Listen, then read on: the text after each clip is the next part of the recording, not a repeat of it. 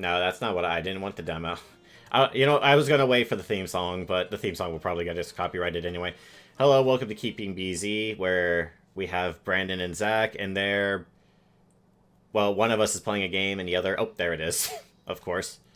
One plays a game, and the other is subjected to visual torture. Yes, this is, Zach picked Rugrats: The Search for Reptar, which is a game that I think both of us grew up with to some degree. I mainly played this game at my friend's house because in elementary school, because he owned a PlayStation, and we would beat this game mostly in one outing of us together. We would just play through the whole game, unlock the secret Reptar level, and we would do that a few times. And that's about it. Like, I never really, went back to this game again because, at that point I'd moved on to like Final Fantasy and platformers and other kinds of stuff.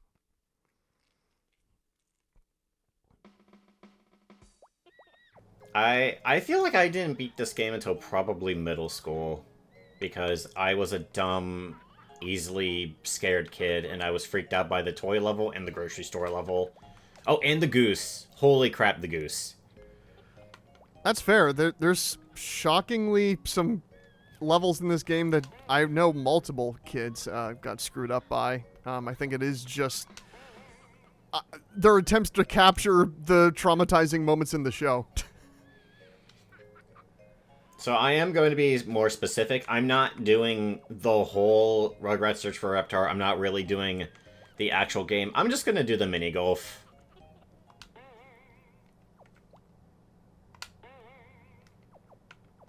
Oh, so there is multiplayer. That's cool.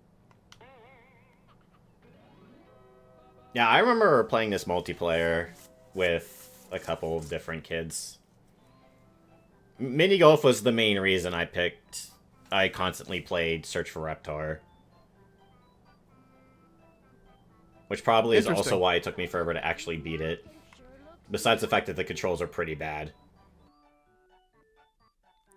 Yeah, for my friends and I playing it back in the day, it was exactly what we wanted at that age where the game visually does decently capture the show on a PlayStation 1, and it has basically just a lot of levels that do end up just feeling like little mini episodes of the show or trying to adapt episodes of the show, and it worked for what it was back then. It did work. Unfortunately, I was not a big Rugrats fan at the time, but I would always play licensed games for shows I didn't even like, just because I wanted to try to give as many games a chance as possible. Oh, I hated Rugrats as a child. I looked at this show that was about babies, and that it was really big with the kids in kindergarten. And I was like, why would you be into this game or this show? It's literally about babies. It's stuff like Batman and Rescue Rangers and all these other shows exist, and you guys picked the show about babies. So I got to a point where there was one day to basically reward us for doing well in our kindergarten tests and all that. They had us watch the Rugrats movie because it had recently come out on VHS. And I spent a good portion of the movie with my hands over my eyes trying not to watch it.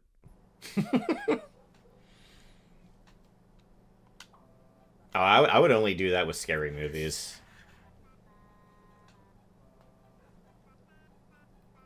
Yeah, I really was not a fan of Rugrats, or really a lot of shows that a lot of people look fondly on. I didn't like Rugrats. I really didn't like Hey Arnold. Kind of for the same reason you mentioned about Rugrats, except instead of babies, it's kids in the city. Sure.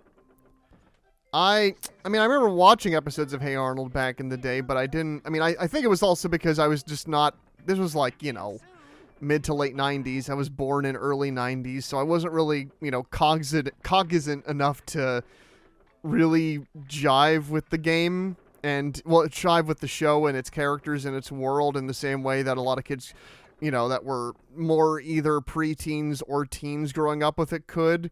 I remember the movie of Hey Arnold distinctly, and I remember liking the movie back in the day, but the show I didn't really gain anything from.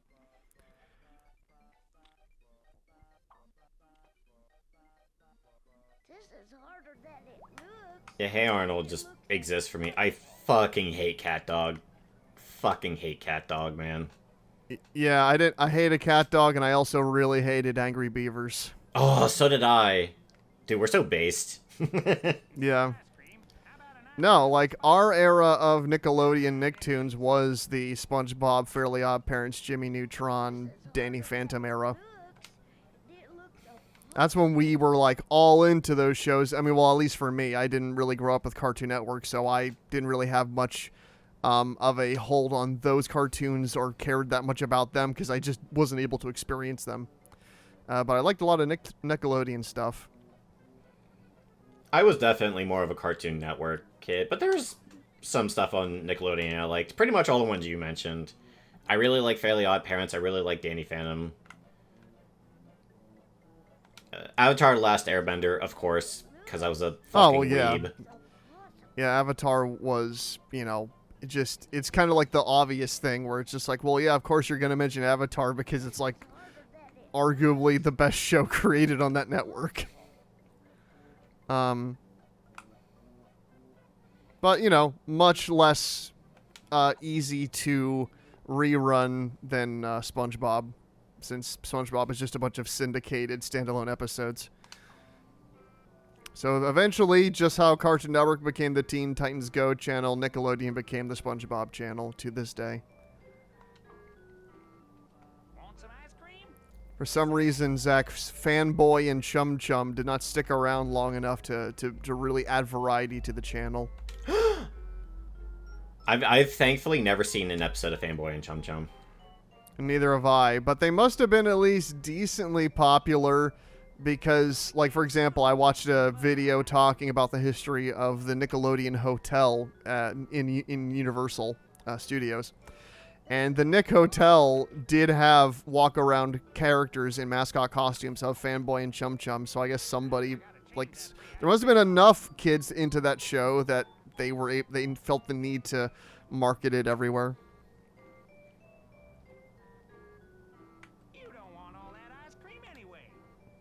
For some reason, thinking of Fanboy and Chum Chum reminds me that I really like Jimmy Neutron, too. Especially the movie. I really love the movie, but the series was also pretty good.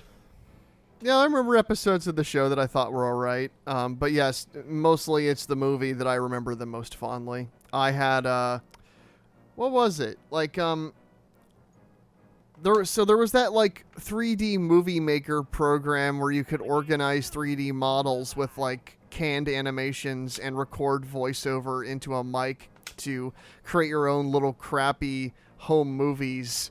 And there was I think the same developers made a Nickelodeon version of that, and I had that as a kid.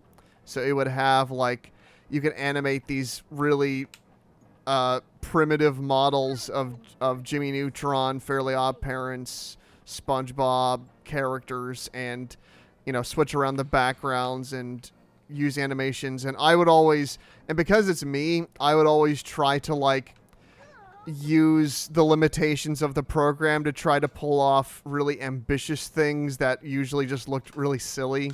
Like, there's a background that's just space, so I tried to use the boundaries where if you pull the characters into them, they just disappear because they go outside the bounds, and I tried to use that as a way of, like, staging characters, like, teleporting and using superpowers. I also would I would use that also to, like, hide characters behind the background and then use the audio recording of that character's dialogue to instead record music as an audio track for, like, background music. Instead of just using the program's, just generic music. So that way I would have so I would, like, record the Jimmy Neutron theme song and then have, like, Jimmy Neutron fighting Reptar in space or something. This is hard. And I spent a lot of hours with that program in middle school. I think I've heard of those as a kid. I really wanted to mess more with them. I think the closest I ever got to messing with something like that was like a Disney animated one or something. Oh, I didn't know that existed, but it makes sense that it does. I think I only ever played with it once, though. This is hard.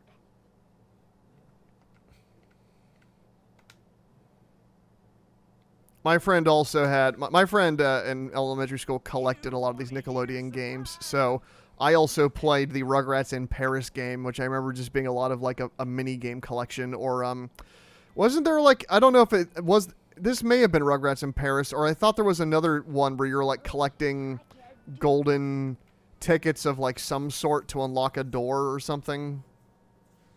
I think that's Rugrats in Paris, yeah. Okay, that sounds right. Yeah, I think that was also a PS1 game, and we played some of that, but I have even less memories of that than Search for Reptar. And he also owned the Rocket Power PS1 game. So we did play some of that, but I don't remember anything about that either. I do not like Rocket Power either. My cousin owned Rocket Power on GameCube. I kept trying to play it, and I kept not liking it.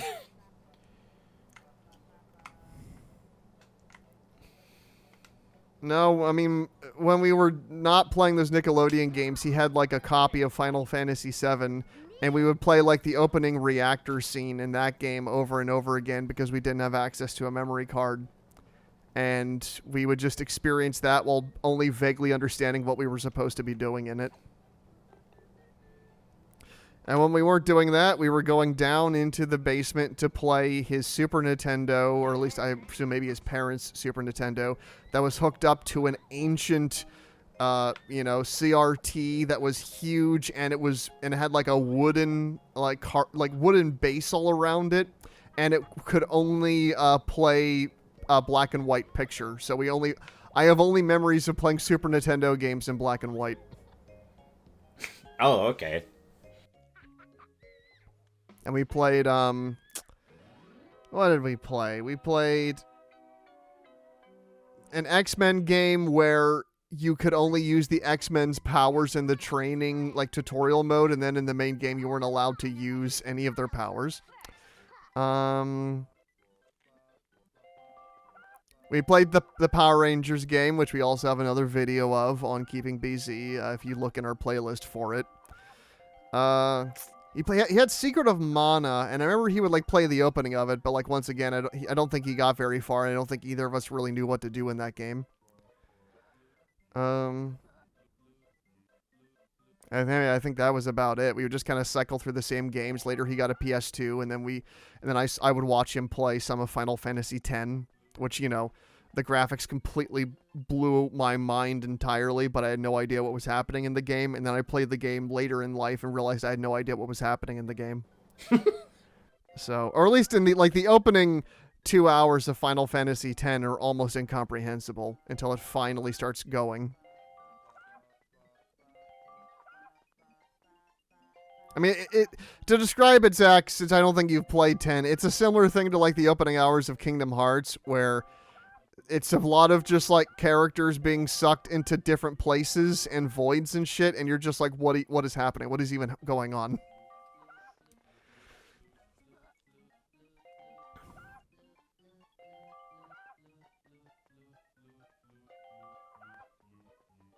That's great that they play that chicken sound effect every single time you collect an egg. Man, don't you love it? The soundscape of this game is peak, as some would never say. Should never say. It's a Rugrats game. I mean, by design, the music is going to be a bit obnoxious.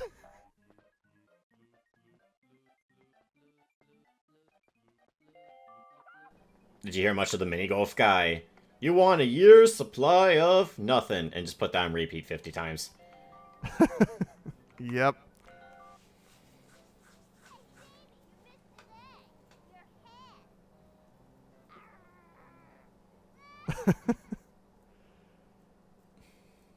But I will say there is a charm to like this era of lip syncing and facial animations being conveyed through textures over, taped onto character model faces instead of, nowadays where faces are all entirely modeled. Every single piece of the face has a million polygons.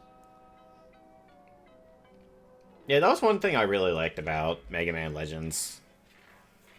That's what I really liked about like Vagrant Story, too. Like Mega Man Legends as well. Like both of those games just like really showed off what the PS1 could do with if you gave it a really stylistic look.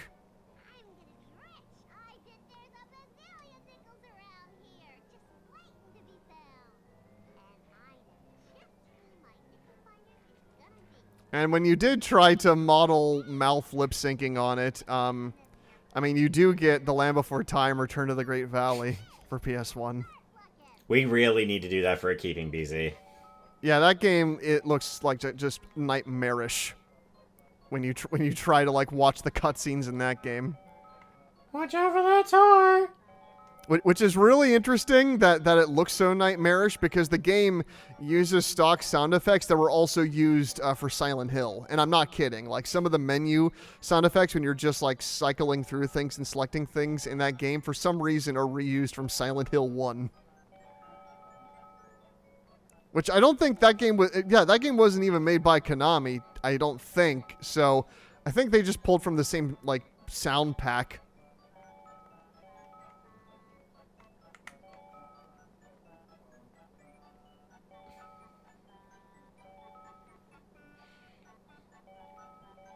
This is like a collect-a-thon, just kind of compacted down to its most basic elements.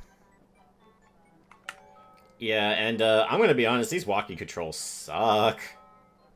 How is it? Is it like tank controls, or what is it like? It's not tank controls. I kind of wish it was. It's hard to describe, but it's your standard walking around, I'm holding up, hold left, hold right. But, yeah, if the camera moves around, then it also messes with your controls. Yeah, that makes sense.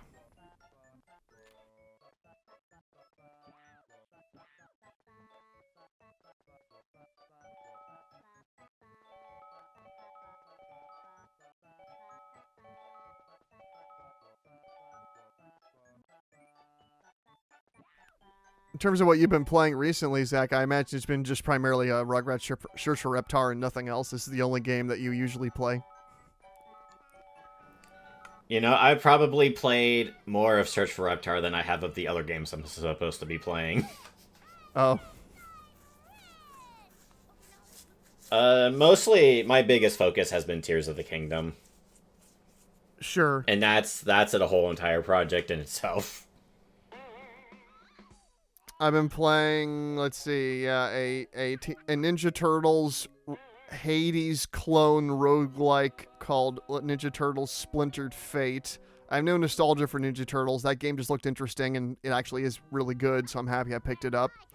And then currently I've been playing the Bandai Namco developed game, like an RPG that they made that didn't actually have the word Tales of in front of it, which was called a Scarlet Nexus, which I think came out in like 2018 or 2019 or somewhere around there. And I'm finally getting around to playing it just because the art style looked interesting to me and I was curious to see what the game was like. And if you don't know, listening to this, what Scarlet Nexus is, basically it's, imagine Psychonauts, but anime and cyberpunk.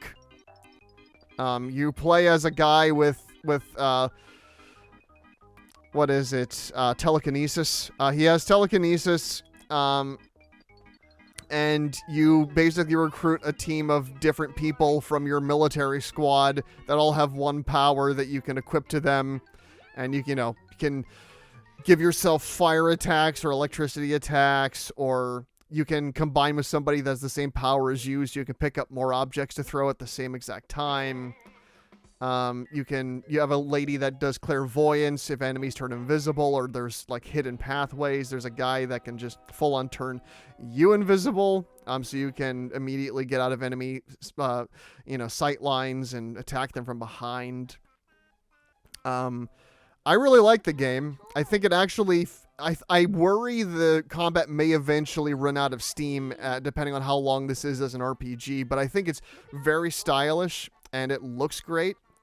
It's pretty like it just has a nice look to it. It's a cel shaded anime game that is a cyberpunk world that's almost entirely covered in holograms. But many times there's like real vegetation growing out through the holograms, and it creates this honestly pretty decently unique look. One of my favorite environments is a bar that the characters frequent, and this bar/restaurant has basically holograms embedded into the floor to make it look like you're walking on water as you walk through this restaurant, and you can see like holographic fish swimming underneath. And just in general, I really like I'm enjoying the chill vibe of it. I like that everybody in the world of Scarlet Nexus are just like chill people that like to compliment each other and are always on each other's side and don't really want to fight. There's the one guy who's a jerk that, picks on everybody and thinks he's better than everybody else, but, nobody really pays attention to him. And it's just like, you think it would make the game less interesting, but to me, there's something weirdly refreshing about a world that, despite looking like a cyberpunk dystopia, is full of people that are aware of this fact, but also kind of just, want to get along with everybody. And, they're supposed to be a team, so they actually act like a team and work together like a team and really like each other's company. And there's something I enjoy about that. Recently, though, I've encountered a side mission in the game where the game goes, okay, now go watch the Scarlet Nexus anime to do this side mission. Look at all this stuff. Because there are apparently secret messages embedded into the anime for Scarlet Nexus that you have to watch in order to solve this side mission. I guess I technically don't have to do it, but I've been debating if I'm going to get a Crunchyroll subscription to watch an anime adaptation of the game I am already playing. Just so I can get the secret codes, but I probably shouldn't. Look at all this stuff.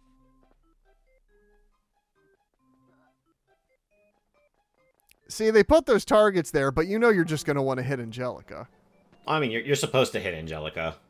Okay, well that makes the most sense. Look at all the toys. Yeah, Tommy is strongly against strong, independent women.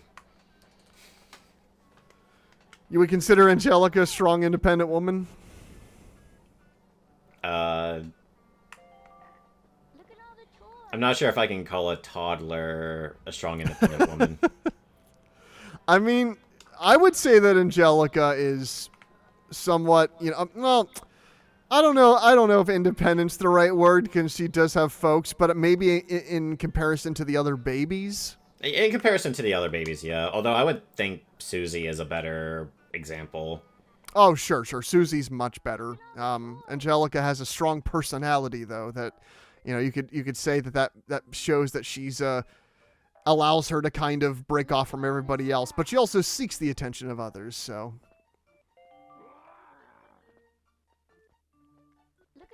The only thing I remember about the Rugrats movie is that they have like a Reptar baby stroller in that movie that was animated entirely with CGI while everything else was hand animated.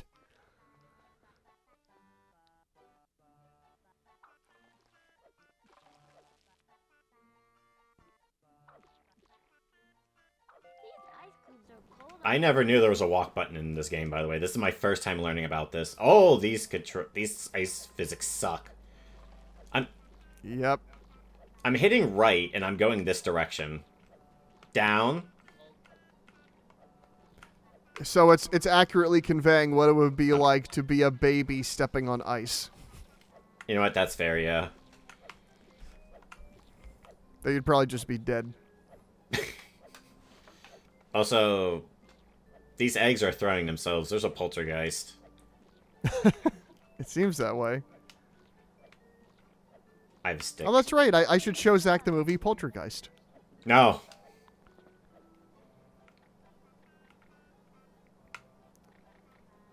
Well, but Zach, it's a classic of 80s spooky movies. but I've seen The Thing. Isn't that good enough? I wouldn't say Poltergeist is as spooky as The Thing. The Thing's pretty up there in terms of just like horrific imagery. There's definitely creepy things in Poltergeist. But nothing that I would really compare to The Thing. But it's a solid movie. It's directed by Tobe Hooper, the guy that also directed the Texas Chainsaw Massacre, and produced by Steven Spielberg.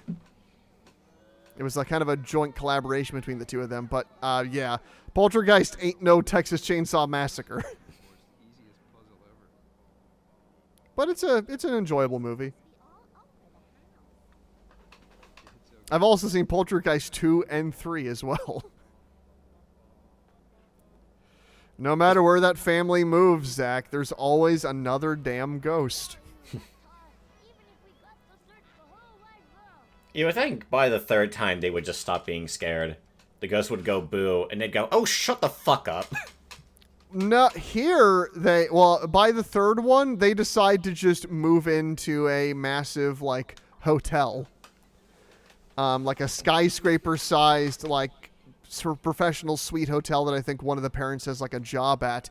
But it turns out the hotel has floor after floor of dark history that will now haunt them.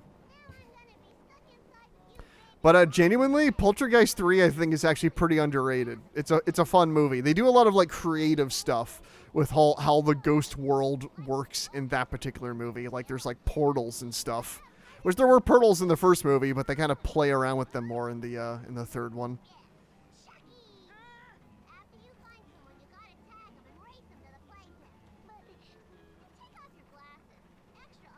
Angelica is attempting to point, but her hand is literally just like a toothbrush.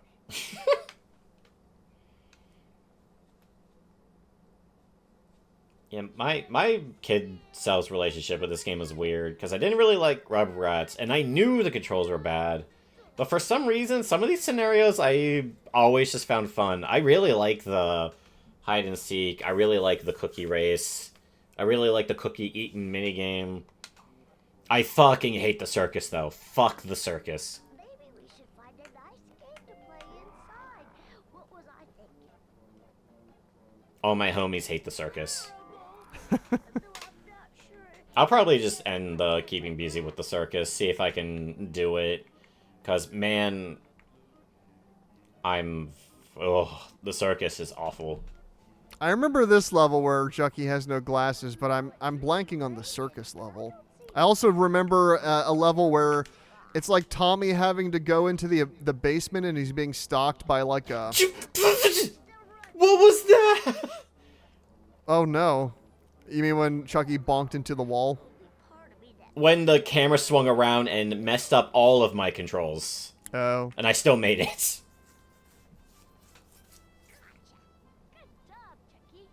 Seriously, up was down, and down was right, and cats and dogs were living together. I wish I had my glasses. I assume at least, Zach, you've seen Ghostbusters. I've seen Ghostbusters 1 and 2, yeah. Okay. Kind of fun. So you've seen some movies. It is a shock, but yes, I have seen movies before. Okay, can I get the camera up to... Because I don't think there's any camera controls, because this is what happens if I press R1. Oh, okay. R1 snaps it behind me. Okay. I have seen Ghostbusters fans attempt to get me to watch Afterlife and Frozen Empire, the new movies, because apparently among Ghostbusters fans, they seem to like those ones. Or at least the ones I've talked to. But no, if I'm gonna catch up on Ghostbusters, I gotta watch Ghostbusters 2016.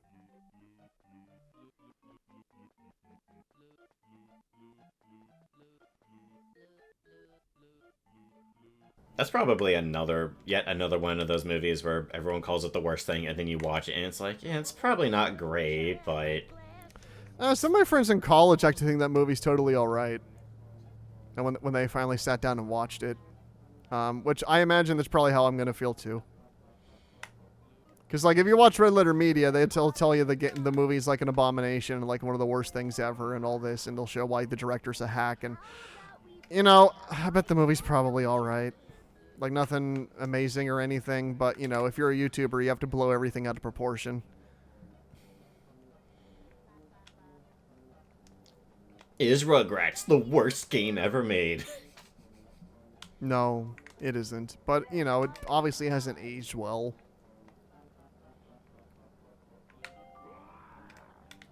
Trying to think of other clickbait.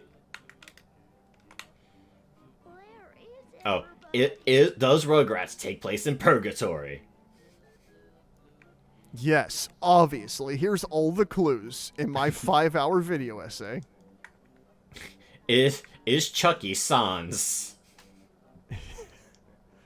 Look, if there's one part in the game, if you get this glitch to work just right, one of Chucky's eyes turns blue.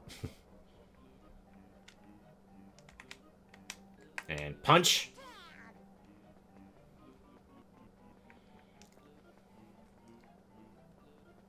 And the whole thing is about remembering which directions you have to take to get to the stairs. 'Cause the early girl catches the wormies. And if you jump down the stairs, it's basically cheating. But that's fine. Why'd I do that? Now I gotta. So do you actually know who made Rugrats The Search for Reptar, Zach? I know THQ has something to do with it, but I don't know any specific people.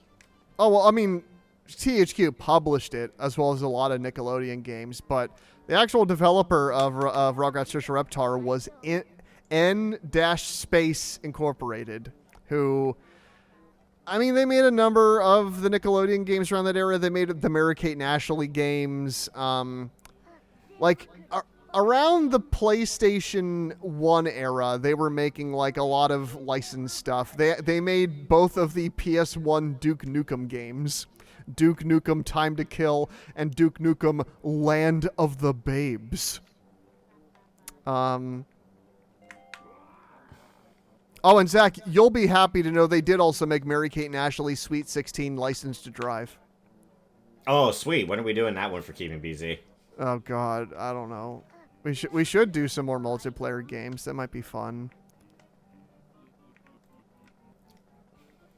They also made Geist, the possession game for the GameCube that no one remembers. Kind of fun. Oh, I watched a YouTube video about a Geist a couple months back. Like, they made that was kind of their one of their only, like, true independent, you know, games where they weren't working with an IP and they were able to do their own thing. And then it didn't do super well, so for pretty much the rest of their careers, they just made a bunch of licensed games. Like, after that, the only stuff they made, Zach, was almost entirely just Nintendo DS ports of console games for the rest of their existences. They made all of the Nintendo DS ports of Call of Duty.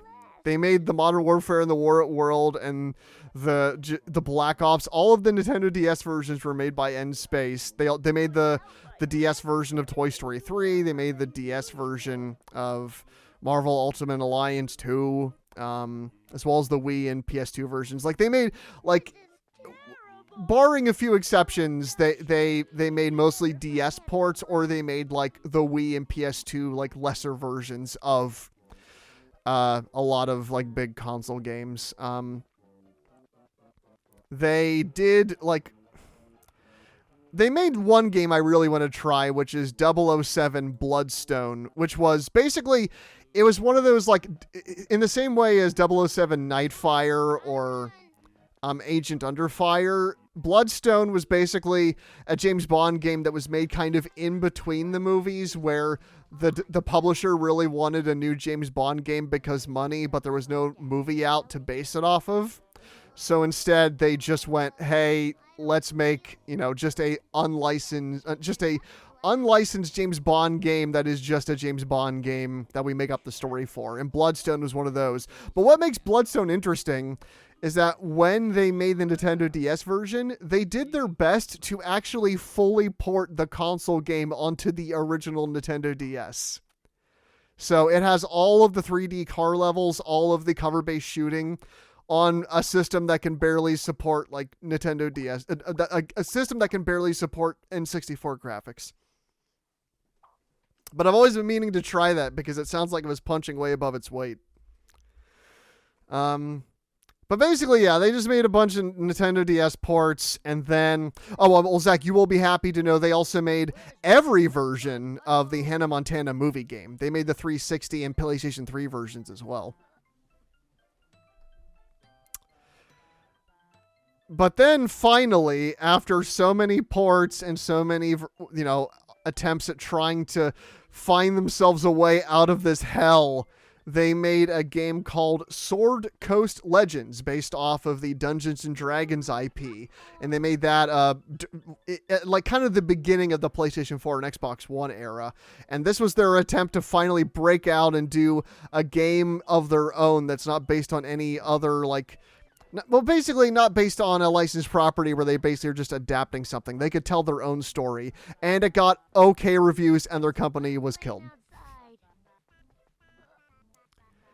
So, after spending, 22 years of being this kind of the go-to Nintendo DS license game developer, they finally tried to do something of worth, a new IP with their lives, and then the publishers went, okay, you're dead. It did not sell 1 billion units, sorry. We must make $1 billion gajillion dollars, always. Yep. Popcorn. Where is Angelica's Circus? I don't remember. Unless it doesn't unlock until, Now, I'm pretty sure you could do all of them from the beginning. Well, that's cool, at least. Because I did notice that you can pick them based on difficulty, which is interesting. Like, I'm just imagining the hard Rugrats level. That prevented me from beating the game for so long because Kid Me was like, I don't want to play the hard level. Because, clearly Rugrats was going to be Dark Souls difficult. Yes. Yeah, does Tommy have a roll button? I wish. Probably make him move around faster. I mean, I do remember an episode of Rugrats where Tommy said he could do a somersault with his eyes closed, so maybe he can do a Dark Souls roll. Well, this is only a medium difficulty one, Zach. I don't know what you're talking about. This one's probably fine. Who's ready for me to get stuck for unnecessarily long? Which, of course, this video is almost 40 minutes. It's probably going to stretch out to an hour now because I picked this, but I'm hoping that's not the case. We shall see.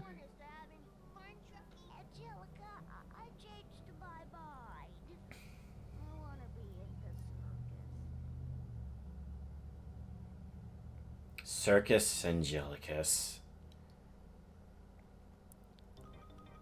Fuck this stage. Oh no, Zach. This music is bringing back trauma. I think I remember this now.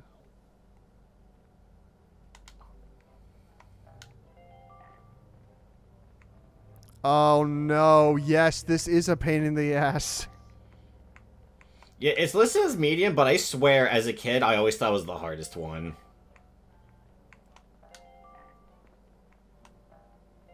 Okay, mostly for the ending. Okay. Where Phil and Lil ride that stupid-ass tricycle.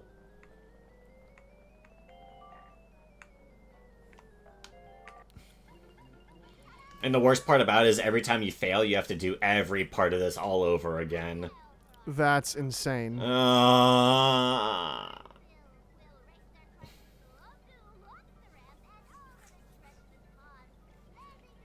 Look, if they screw up, Angelica's not going to be able to see it. They're, back behind, an alleyway. She can't judge them. Here we go again. They feel like they're saying that just purely to jinx you, Zach. Here we go again.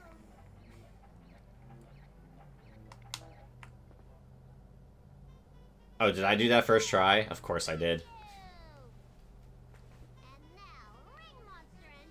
Damn recording curse. You build something up as hard, you do it first try. You build something up as easy, it'll take you forever. Yeah.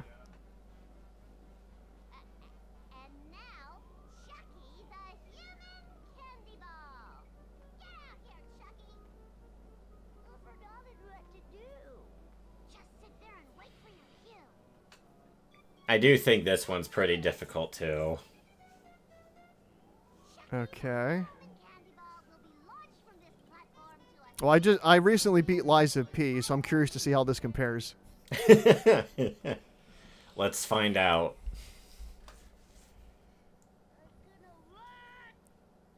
Is this as difficult as the nameless puppet? I'm going to guess no.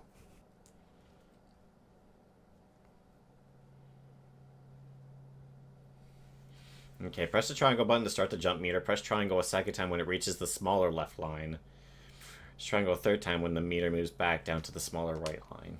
This is it, Chucky. Don't mess up. This is the... Well, He really did it! What a showstopper! My circus is a complete success. I didn't realize that the control screen tells you exactly when to press the triangle button. I always thought you just had to gauge the power level by just repeating this over and over again. I gotta stop working with babies. Well, I have redeemed my younger self, at least. Zach has learned how to read last week, so he was finally able to beat it. I would say that is significantly easier than a nameless puppet, if I had to guess. Yes. Yeah, that's the secret boss that you fight at the end of the game if you want the true ending of Liza P, and that took me forever.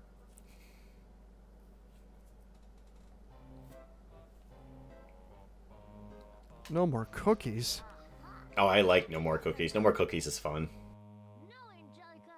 My mommy made them for us to eat. Hey, give me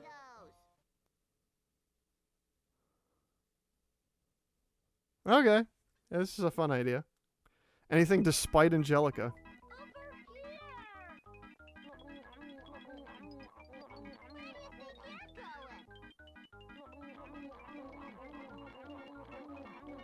Oh wait, get the Reptar bar. Wow.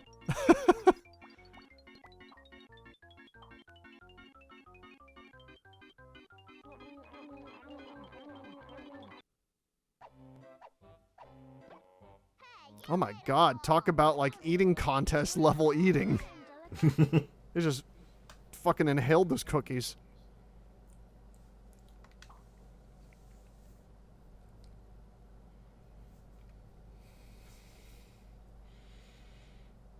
Alrighty, Brandon. We had our dessert. We had our cookies. It is now our bedtime.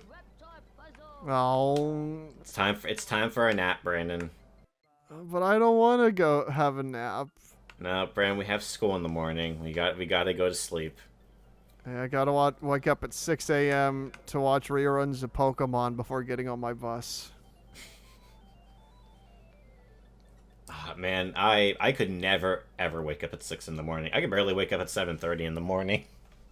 Well, 7:30 is when my bus came, so I had to get up extra early. I was lucky. I don't think mine came till 7:50 or something. Oh, well, la-di-da. I had the early bus. But alright, thank you for joining two grown men play Rugrats, build up the difficulty of one level, and then easily crush it. And speaking of crushing it, smash that like button. Yeah, ring the bell. Look, hey, if you like this video, let us know why. What do you like about it? Is there any other games you'd like to see us play? Other Nickelodeon games or anything like that? We always appreciate getting feedback on how we're doing, and if there's anything that we can do to make your experience of listening to us better. So by all means. But for now, we'll hopefully see you guys in the next Keeping Busy.